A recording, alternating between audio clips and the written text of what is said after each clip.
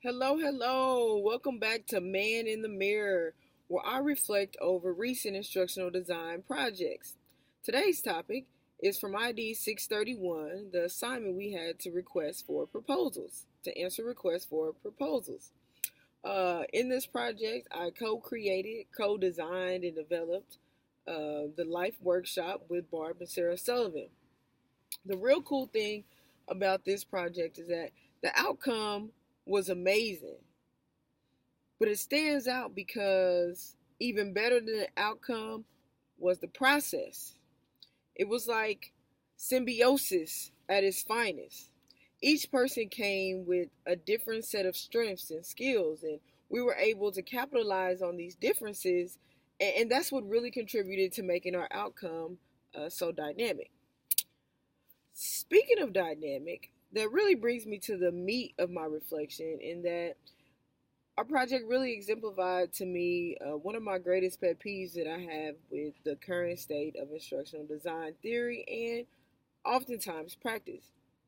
And that is instructional design and really design as a whole is not a process within for which you can create a set rules, set processes, if you will, because our process looked nothing like current IDT models such as ADDIE and backwards design. Of course, it had all the components, but it did not follow this ordinal or cyclical process that's often designed or often described when teaching IDT theory.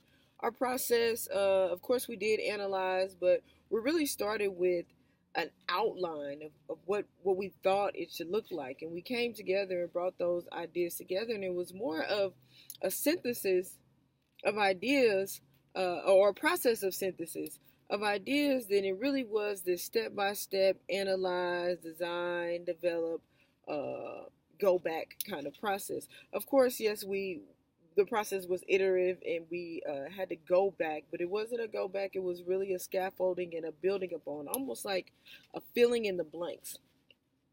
And it was really a beautiful thing, which brings me really to what I realized is that uh, everything kind of needs a structure, uh, but I'm thinking that's everything but design.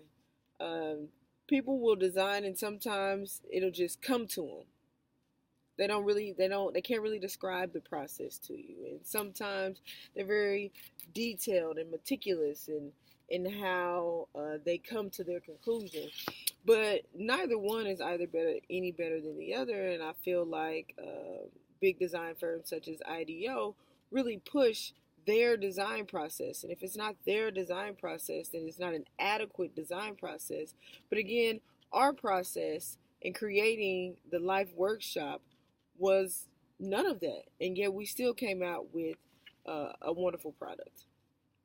So, in conclusion, my reflection and the light bulb that came on is that in or as I navigate instructional design industry, I'm going to keep in mind to practice what I preach. So if I'm going to be talking or teaching or training about instructional design, then I want to do it with a good instructional design, not um, the charts and simplified models that instructional design is often taught or used in. So thank you for listening to the blog today, Man in the Mirror.